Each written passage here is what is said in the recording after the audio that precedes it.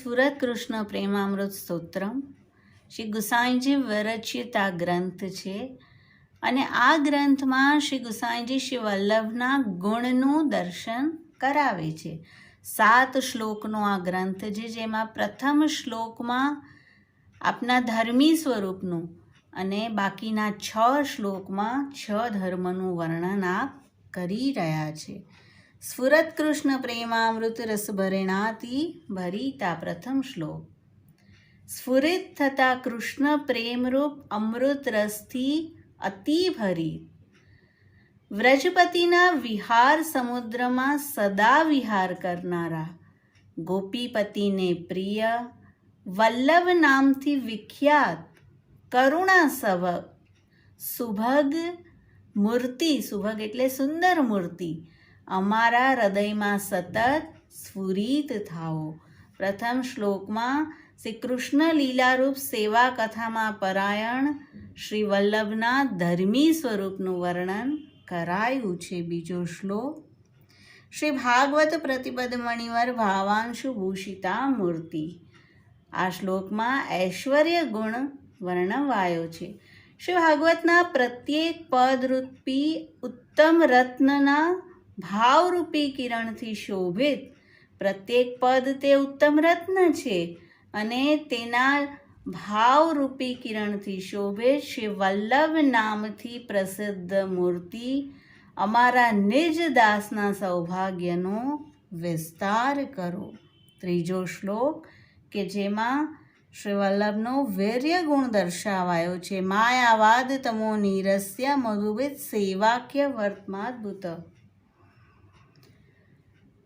માયાવાદ રૂપી અંધકારનો નાશ કરી કઠિનતાથી પ્રાપ્ત થાય તેવી શ્રીમદ ગોકુલનાથની સંગમ સુધાને સહજતાથી પ્રાપ્ત કરાવનાર.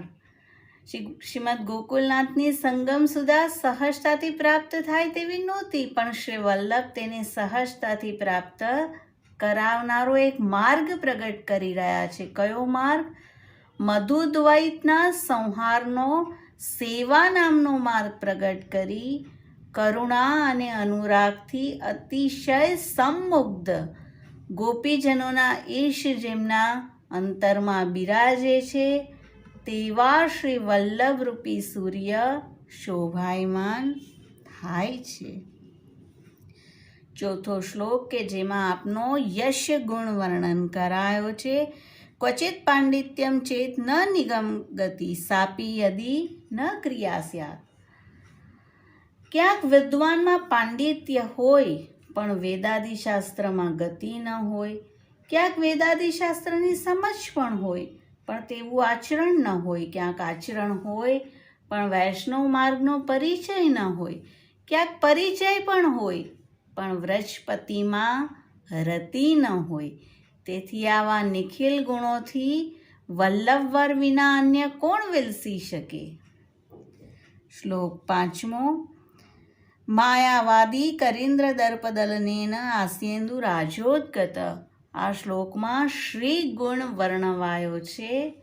વેદના વચનથી માયાવાદી રૂપ હાથીના ઘમંડને ચૂર કરી ભગવાન મુખચંદ્રથી પ્રગટ શ્રીમદ ભાગવત રૂપ દુર્લભ રસની વર્ષા કરી રાધા વલ્લભ કૃષ્ણની સેવા કરી તેને ઉચિત નિર્ગુણ પ્રેમનો ઉપદેશ કરી શ્રીમદ વલ્લભ જેમનું નામ છે તેવા કોઈ પણ ન હતા, ન છે અને ન થશે.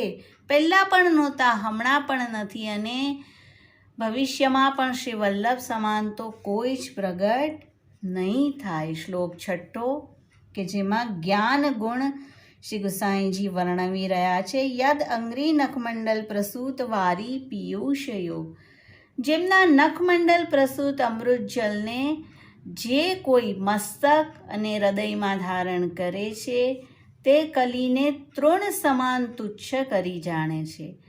લક્ષ્મીજી વગેરે જેમના ચરણ કમલને શોધતા રહે છે તે વ્રજાધિપતિને ક્ષણમાં પ્રસન્ન કરનાર આચાર્ય ચરણનો અનુગામી હું સદા બન્યો રહું. 7મો શ્લોક. અગૌગતમસાવૃતમ કલિભુજંગમ આસાદિતમ.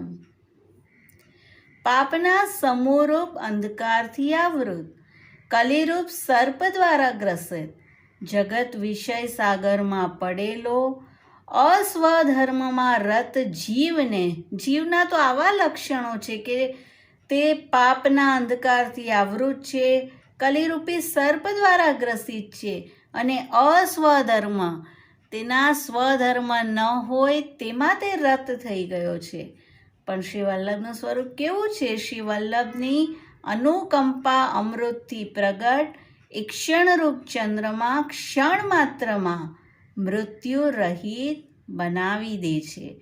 તે ચરણ મને આશ્રયરૂપ થાઓ. તો આ 7મો શ્લોક કે જેમાં આપશ્રીના વૈરાગ્ય ગુણના દર્શન શ્રી ગુસાઈજી પ્રભુચરણ કરાવી રહ્યા છે. આ રીતે ધર્મી સ્વરૂપ અને 6 ધર્મ કે જે અનંત રહેલા છે તેને પ્રગટ શ્રી ગુસાઈજી આ ગ્રંથમાં કરી રહ્યા છે. શ્રી વલ્લભાધીશ કી જય. શ્રી ગુસાઈજી પરમ દયાલ કી જય.